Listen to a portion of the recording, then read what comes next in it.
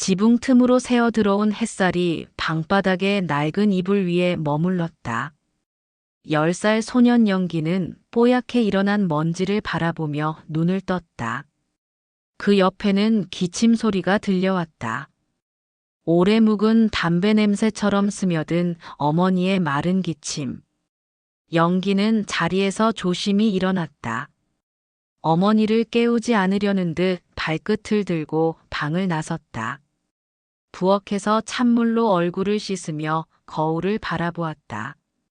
한참을 보다 문득 눈썹을 찌푸렸다. 자신이 너무 빨리 커버린 것 같았다. 또래 아이들과는 달랐다. 밥은 묻고 나가야지. 기침 끝에 나온 어머니의 목소리는 얇고 떨렸지만 늘 그랬듯 걱정이 먼저였다. 영기는 어색한 웃음을 지으며 고개를 끄덕였다. 조금 있다가요. 방앗간부터 들러야 하니까요. 가난이란 하루를 시작할 때부터 선택지가 없다는 말이었다. 아버지 없이 어머니와 단둘이 살며 영기는 일찍 철이 들었다. 새벽마다 방앗간 심부름을 다니고 오후엔 동네 어귀에서 신문을 팔았다. 틈틈이 학교에 갔다. 하지만 수업 중에도 그는 자꾸 졸았다. 잠이 아니라 배가 고파서였다. 학교 선생님은 그런 영기를 유심히 바라봤다. 담임인 장 선생은 조용히 다가와 노트를 들여다보며 말했다. 영기야, 요즘 많이 힘들지? 영기는 대답 대신 눈을 피했다. 무언가가 마음속에서 뭉글거리다 이내 내려앉았다. 어느 날 운동장에서 체육복을 입은 아이들 틈에서 혼자 바지를 꿰매고 있던 영기를 보고 아이들이 킥킥댔다.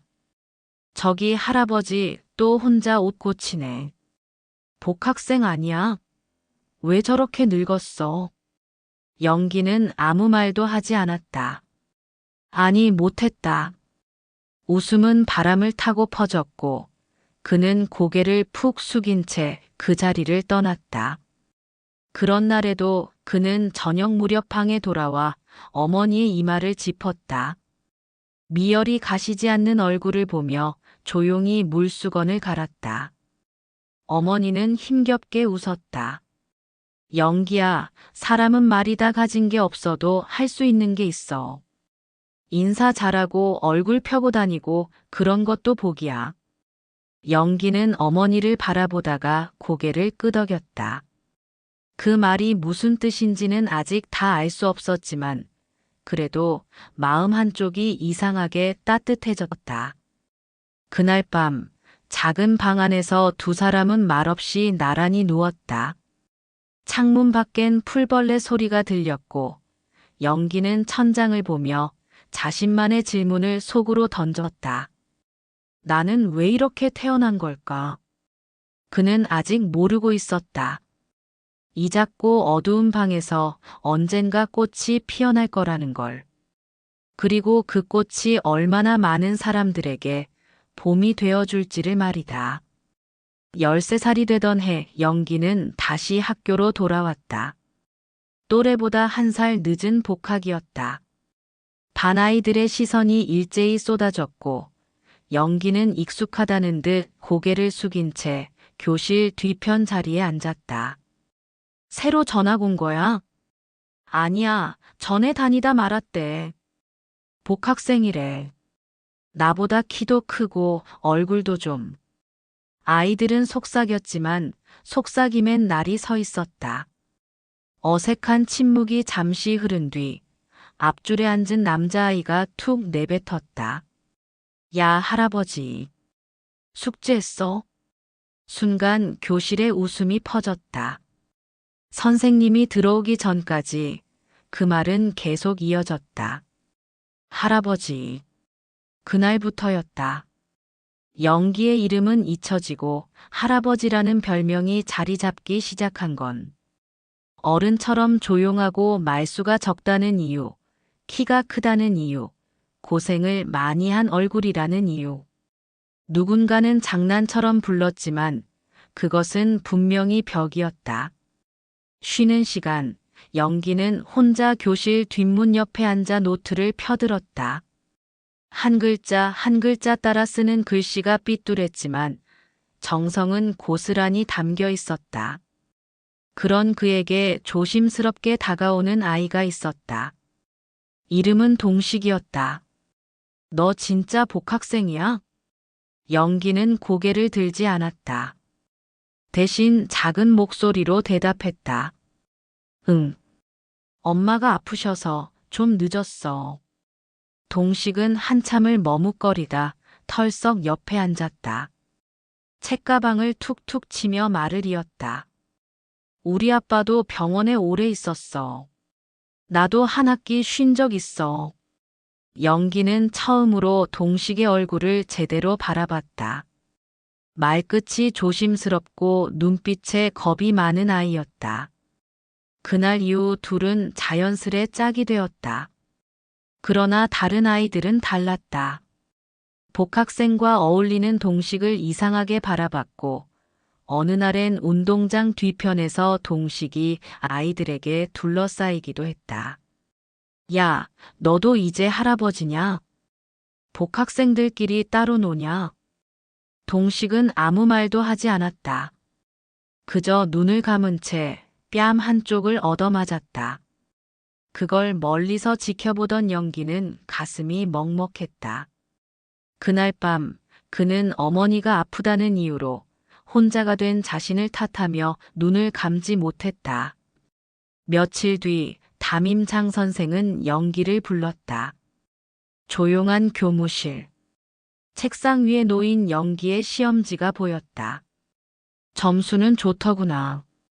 너 나중에 뭐가 되고 싶니? 영기는 한참을 망설이다 조심스레 입을 열었다. 선생님이요. 말 잘 듣는 애들한테만 잘하는 선생님 말고 저처럼 조용한 애들도 기억해주는 선생님이요. 장 선생은 가만히 웃었다. 무언가를 들킨 것처럼 눈을 내리깔더니 조용히 말했다. 내가 어릴 때도 너랑 비슷했단다. 교실로 돌아온 영기의 얼굴엔 살짝 미소가 머물렀다. 여전히 그는 할아버지라 불렸지만 그 이름이 이제는 조금 덜 아프게 들렸다. 동식은 여전히 그의 옆자리에 있었고 장 선생은 매일 아침 그의 이름을 또박또박 불러주었다. 할아버지라는 별명은 여전했지만 그것은 단지 아이들의 말장난일 뿐이었다. 그 별명을 넘어서기 위한 영기의 싸움은 이제 막 시작되고 있었다. 겨울은 산골 마을에 더욱 깊고 무겁게 내려앉았다. 하얗게 얼어붙은 길 위를 조심스럽게 걷는 영기의 발끝엔 찬 기운이 그대로 스며들었다. 운동화 속에 신은 두 겹의 양말도 소용이 없었다. 방앗간에서 새벽 일을 마치고 돌아온 영기는 어머니의 기침 소리를 듣자마자 걸음을 멈췄다. 방 안에서는 익숙한 가래소리와 함께 숨가쁜 숨소리가 들려왔다. 엄마, 괜찮으세요? 이불 속의 어머니는 힘겹게 고개를 돌려 미소를 지었지만 그 눈동자엔 피곤이 짙게 배어 있었다. 숨결은 뜨겁고 이마는 젖어 있었다. 몸살인 것 같아 너 학교 가야지. 밥은 챙겨 먹고 가렴. 영기는 아무 말도 하지 않았다. 물수건을 가져와 이마에 올려드리며 한 손으로 가방끈을 쥐었다. 그 순간 마음속 어딘가에서 쿡 하고 터져나오는 생각이 있었다. 이제 학교 그만두고 일이나 해야 할까? 그 생각은 무겁고 조용하게 그의 하루를 따라다녔다. 수업 시간에도 점심 시간에도 아이들의 소란한 웃음소리에도 영기는 아무런 감흥이 없었다. 장 선생의 눈은 그런 그를 놓치지 않았다. 영기야, 오늘따라 많이 조용하구나. 네, 그냥 몸이 좀 안 좋아서요. 거짓말이었다. 몸이 아니라 마음이 무거운 것이었다. 하지만 그걸 말할 수 있는 용기는 아직 그에게 없었다. 며칠 후 동식은 급식실에서 영기를 붙잡았다. 너 요즘 왜 그래? 학교 끝나면 도망치듯 하고 숙제도 안 하고. 뭐 문제 있어? 영기는 잠시 침묵하더니 털어놓았다. 엄마가 많이 아프셔. 나 학교 그만두고 일 더 하려 해. 방앗간 말고도 공장에서 사람 구한다더라. 동식은 그 자리에 멈춰 섰다. 무언가 말하고 싶어 입술을 달싹였지만 차마 입을 떼지 못했다. 대신 그날 밤 장 선생을 찾아갔다. 다음 날 영기는 교실 끝자리에 불려갔다. 영기야, 내 얘기 들었어. 너의 선택을 존중한다. 하지만 정말 그게 내가 원하던 거니? 영기는 선생의 눈을 피하며 대답했다. 제가 아니면 집에 돈 벌 사람이 없어요. 병원도 가야 하고 이제는 제가 어른이어야 하니까요. 장 선생은 말없이 서랍에서 무언가를 꺼냈다. 낡은 장학금 신청서였다. 이건 나도 예전에 썼던 거란다. 나도 어릴 적 너처럼 고민했거든. 하지만 그때 누군가 나를 붙잡아 줬어. 지금은 내가 그 역할을 하고 싶구나. 말끝이 흐려졌다. 영기는 천천히 신청서를 받았다. 종이는 오래되어 노란 기름 자국이 있었지만 그 안엔 따뜻함이 묻어 있었다. 그날 밤 영기는 이불 속에서 한참을 깨어 있었다. 어머니의 숨소리는 여전히 가늘고 불안했다. 하지만 영기의 눈빛은 달라져 있었다. 포기하는 건 나중에도 할 수 있다. 지금은 버텨보자. 그 결심은 조용했지만 분명한 것이었다. 그리고 그 결심은 곧 그의 인생을 다른 방향으로 이끌게 될 것이었다. 봄이 오긴 했지만 아직 찬 기운이 채 가시지 않은 4월의 어느 날이었다. 잔뜩 흐린 하늘 끝에서 가느다란 비가 내리기 시작했고 마을은 비에 젖은 채 조용히 숨을 죽였다. 그런 날은 늘 이상하게 마음이 가라앉았다. 학교 복도 끝 창문 앞에 서 있는 영기의 손끝에도 빗방울이 닿았다. 그는 교실에 들어가지 않고 조용히 편지 한 통을 꺼내 들고 있었다. 편지지는 얇은 흰 종이였고 글씨는 또박또박 고심하며 눌러 쓴 흔적이 가득했다. 어머니께로 시작된 편지는 짧고 서툴렀지만 진심만은 명확했다. 학교 계속 다녀도 될까요? 돈은 천천히 벌어도 될 것 같아요. 아직 잘 모르겠지만 공부하면 엄마 덜 아프게 해드릴 수 있을지도 모르니까요. 그 편지를 쓴 전날 밤 영기는 어머니의 이마에 손을 얹은 채 한참을 고민했었다. 수없이 반복해온 질문이었다. 지금 당장 일터에 나설 것인가 아니면 조금 더 견뎌볼 것인가. 장 선생의 장학금 서류와 어머니의 기침 사이에서 그는 끝없는 줄다리기를 하고 있었다. 하지만 결국 그가 택한 것은 말이 아닌 글이었다. 글로 쓰는 마음은 무겁고 조용하게 내려앉았고 그는 그것을 어머니의 조심히 올려두었다. 다음 날 아침 영기가 눈을 떴을 땐 어머니는 이미 편지를 읽고 있었다. 그 작은 손에 구겨진 편지가 들려 있었고 그녀의 눈엔 눈물이 고여 있었다. 영기야, 하고 싶은 거 해. 공부하고 싶으면 엄마가 어떻게든 버틸게. 어머니의 말은 약속처럼 들렸다. 그 순간 영기는 처음으로 공부라는 말에 욕심을 느꼈다. 살기 위해서가 아니라 나중을 위해서라는 말을 가슴속에 새긴 것이었다. 학교에 도착한 영기는 복도에서 기다리고 있던 장 선생에게 편지 한 장을 건넸다. 그건 장학금 신청서였다. 그의 손엔 여전히 주름이 가득한 종이가 들려 있었고 그 위엔 그의 이름이 단단히 적혀 있었다. 저 한번 해보겠습니다.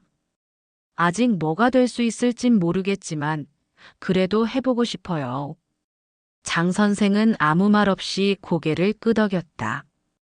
그리고 이내 긴 한숨 뒤에 잔잔한 웃음을 보였다. 이제 시작이야, 연기야. 앞으로 더 힘든 일도 많을 거야. 그래도 내가 그 편지를 썼다는 건 이미 첫걸음을 뗀 거란다. 비는 여전히 내리고 있었다. 교실 창문 너머로 번지는 물자국처럼 영기의 마음도 천천히 퍼지고 있었다. 그날 오후 영기는 동식에게 도시락을 반쯤 나눠주며 조용히 말했다. 나 선생님 되고 싶어졌어. 동식은 웃으며 고개를 끄덕였다. 어울려. 너 그런 사람 같아. 그 말은 어린 두 사람 사이에서 주고받은 약속 같았다. 그리고 언젠가 그 약속은 훨씬 더 큰 무게로 다가오게 될 것이다. 따뜻한 바람이 골목 안쪽까지 밀려들던 5월 초, 영기는 새로 받은 중고 책가방을 메고 학교에 갔다. 누군가 쓰던 것이었지만 영기에겐 그것이 세상에서 가장 튼튼하고 아름다운 가방처럼 느껴졌다. 끈이 한쪽 늘어나 있었지만 그는 매일같이 정성껏 닦았다. 책가방 안에는 낡은 교과서, 반쯤 부러진 연필, 그리고 장 선생이 건넨 수학 문제집 한 권이 들어 있었다. 아무도 알아주지 않았지만 그것은 영기에게 세상을 향한 문짝 같은 것이었다. 야, 할아버지. 가방 새 거냐? 여전히 누군가는 그렇게 불렀다. 그러나 예전처럼 움츠러들지 않았다. 영기는 그냥 고개만 끄덕이고 교실로 들어섰다. 그의 눈길은 칠판보다 먼저 뒷문 너머의 하늘로 향했다. 교실 안 풍경도 변하고 있었다. 영기는 어느새 자습 시간마다 조용히 책을 펴는 아이가 되었고 급식줄에서 동식에게 자리를 양보하는 아이가 되었다. 아이들은 여전히 장난을 쳤지만 더 이상 할아버지라는 말에 웃음을 터뜨리지는 않았다. 시간은 조금씩 관계를 바꾸고 있었다. 영기야, 너 다음 시험에서 반 등수 안에 들면 특별히 상 줄 거다. 장 선생의 말에 반 아이들이 웅성거렸고 영기는 멋쩍게 웃었다. 동식이 어깨를 툭 쳤다. 야, 너 요즘 진짜 열심히 하더라. 우리 둘이서 한번 해보자. 반등 안에 같이 들어가자. 서로에게 경쟁자가 된다는 건 친구로서 진짜 가까워진다는 의미였다. 두 사람은 밤늦도록 서로의 문제집을 바꿔보며 공부했다. 영기의 집에선 여전히 어머니의 기침 소리가 들렸고 약봉지는 줄어들지 않았지만 그는 더 이상 흔들리지 않았다. 하루는 장 선생이 교무실에서 그를 불러 손에 편지 하나를 건넸다. 봉투에는 구청 마크와 함께 성실 장학생 추천서라는 문구가 적혀 있었다. 이거면 내 교재비랑 점심은 해결될 거다. 남은 건 내 몫이야. 그날 오후 영기는 바람 부는 언덕길을 뛰어 올라가며 소리쳤다. 누구를 향한 것도 아니고 대답을 기대한 것도 아니었다. 그저 마음속에 가득 찼던 뭔가가 튀어나온 것이었다. 나 계속 다닌다. 끝까지 갈 거야. 어린 목소리는 바람을 타고 퍼졌고 한참 뒤 언덕 아래에서 동식이 웃으며 손을 흔들었다. 그해 봄 영기는 생애 처음으로 자신의 의지로 학교에 다녔다. 누가 시켜서도 억지로도 아니었다. 그는 깨달았다.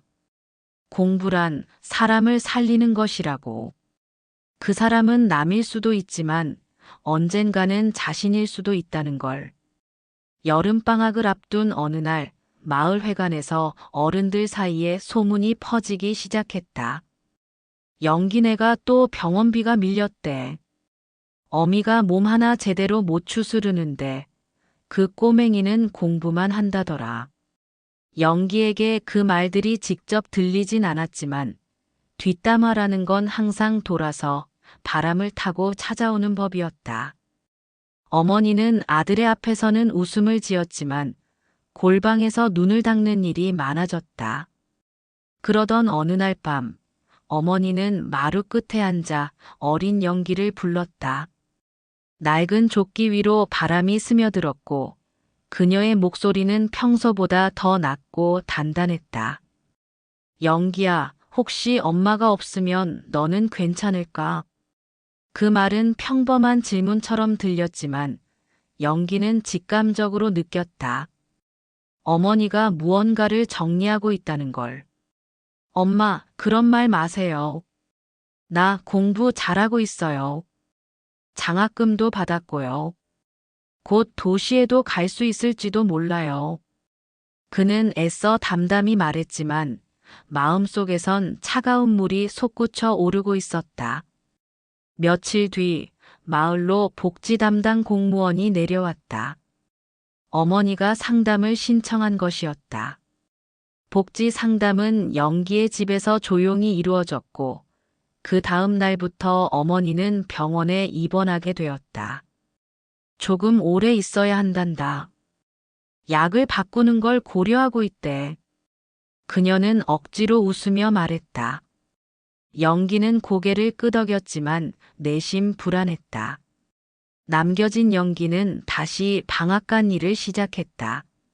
새벽엔 떡을 찍고 아침엔 학교에 가고 저녁엔 어머니에게 다녀오는 생활이 반복되었다.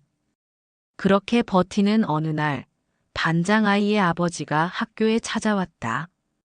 직업은 면사무소 직원이었고 얼굴에는 인심이 묻어 있었지만 말투엔 뼈가 있었다. 선생님, 이 학생 영기 말입니다. 너무 무리하는 거 아닙니까? 형편도 안 좋은데 공부만 시켜서 뭐 하겠어요? 그 말에 장 선생은 입을 다물지 않았다. 그 아이는 자신이 뭘 포기하고 있는지 누구보다 잘 아는 학생입니다. 누구보다 열심히 합니다. 열심히만 하면 세상이 받아줍니까? 그러다 무너지면 누가 책임져요? 그 대화는 영기에게도 들려왔다. 복도 끝에서 몰래 들은 그 말들은 마음의 상처처럼 박혔다. 그날 밤 영기는 다시 흔들렸다. 자신이 과연 버틸 수 있을까? 어른들이 말한 현실이라는 벽을 넘을 수 있을까? 그러나 다음 날 그는 평소보다 더 일찍 교실에 들어섰다. 칠판에 적힌 수학 문제를 먼저 풀기 위해서였다. 그는 아직 작고 어린 존재였지만 그 누구보다 단단하게 성장하고 있었다. 어른들은 그를 걱정했지만 정작 누구도 그만한 무게를 짊어진 적은 없었다. 어른이 되지 못한 어른들 사이에서 그는 조용히 어른이 되어가고 있었다. 시간은 느리게도 빠르게도 흐른다. 영기에게 지난 몇 달은 마치 먼지처럼 쌓였다가 어느 날 바람 한 줄기에 흩어지는 느낌이었다. 어머니의 입원은 예상보다 길어졌고 복지센터에서는 요양병원 전환을 조심스럽게 권유했다. 몸은 조금씩 나아지고 있지만 집으로 돌아가시기엔 무리가 있을 수 있습니다. 공무원의 말은 친절했지만 영기의 마음엔 큰 돌처럼 떨어졌다. 집이 아닌 병원에서 어머니를 본다는 건 영기에겐 한 가지 이름을 더 잃는 일이었다. 며칠 후 방앗간에서 일을 마친 영기는 어머니가 머무는 병원에 들렀다. 좁은 병실 안 창가 쪽 침대에 누운 어머니는 더 말라 있었고 말수도 줄어 있었다. 영기야 있잖니. 예전엔 내 이름도 기억 못할 만큼 바쁘고 힘들었단다. 근데 지금은 내 이름만 자꾸 생각나. 자고 일어나면 또 내 이름이 떠올라. 그 말에 영기는 작게 웃었지만 눈시울이 뜨거워지는 걸 숨기지 못했다. 이름. 이 세상에서 가장 처음 받은 호칭. 그 소중한 것이 잊혀질 수도 있다는 사실이 영기를 낯설게 흔들었다. 학교로 돌아온 그는 멍하니 창밖을 바라보았다. 담임장 선생은 그런 연기를 조용히 지켜보았다. 그리고 쉬는 시간 다가와 조심스럽게 물었다. 영기야, 혹시 너 어머니 이름 기억하니? 그 질문에 영기는 말없이 고개를 끄덕였다. 홍춘자요. 늘 마당에서 빨래하실 때 이웃 아주머니들이 그렇게 부르셨어요. 잘 기억했구나. 이름을 기억하는 건 사람을 지키는 거야. 우린 언젠가 부모를 잊어가고 어른이 되면서 아이였던 나를 잊게 되지. 그럴 때 필요한 게 바로 이름이야. 그날 저녁 영기는 일기장 한 귀퉁이에 작게 글자를 써 내려갔다. 홍춘자. 내 어머니. 나의 첫 번째 보호자. 나의 첫 기억. 그는 마음속으로 되뇌었다. 무엇이 사라져도 이 이름은 지켜야겠다고. 그러나 세상은 언제나 준비되지 않은 순간에 또 다른 것을 빼앗는다. 며칠 뒤 학교 게시판에 공고문 하나가 붙었다. 폐교 추진에 따른 학급 통합 공지. 학생 수가 줄어든 탓에 마을 학교는 내년부터 문을 닫을 예정이라는 내용이었다. 교사들은 동요했고 아이들은 무언가 불길한 기운을 감지했다. 그리고 그 소식은 곧 마을 사람들의 입으로 번졌다. 결국 학교도 문 닫는 거냐? 이제 진짜 다 떠나는구먼. 영기 같은 애는 어떡하노? 걔 진짜 열심히 하던데. 영기는 학교가 사라진다는 사실을 곧 받아들였다. 하지만 그곳은 자신이 처음으로 이름을 되찾은 공간이었다. 영기라는 이름이 다시 살아난 곳. 그것이 사라진다는 건 단순한 건물이 아니라 기억이 무너지는 것 같았다. 밤늦도록 그는 운동장 벤치에 앉아 있었다. 동식이 옆에 와 앉았다. 너 괜찮아? 영기는 한참을 말없이 있다가 입을 열었다. 우린 계속 뭔가를 잃는구나. 이름도 집도 학교도. 동식은 조용히 고개를 끄덕였다. 그리고 말했다. 그래도 넌 아직 남아있잖아. 너 자신. 그리고 너를 아는 사람들. 그 말은 위로였고 결이었다. 영기는 천천히 고개를 끄덕였다. 그래. 사라지는 건 막을 수 없지만 지키는 건 할 수 있을지도 모른다. 겨울이 채 가시지 않은 이른 봄. 학교의 마지막 학기 졸업식이 조촐하게 열렸다. 플래카드는 희미한 색깔로 펄럭였고 교실 창밖엔 여전히 잔설이 남아 있었다. 영기는 교복도 모범상도 없었지만 누구보다 반듯하게 앉아 있었다. 장 선생은 한 명씩 이름을 부르며 졸업장을 건넸고 영기의 이름이 불렸을 때 작은 박수가 일어났다. 김영기. 그 이름을 부르는 목소리는 유난히 단단했다. 교실 구석에서 그 광경을 지켜보던 동식은 조용히 속삭였다. 이젠 진짜 어른이네. 영기는 웃으며 대답했다. 이름값 하려면 아직 멀었지. 졸업 후 마을 학교는 결국 폐교되었다. 교문엔 자물쇠가 채워졌고 교실 안 칠판엔 마지막 수업의 흔적이 희미하게 남아 있었다. 장 선생은 시내 학교로 발령을 받아 떠났고 동식은 외삼촌이 있는 충청도로 이사했다.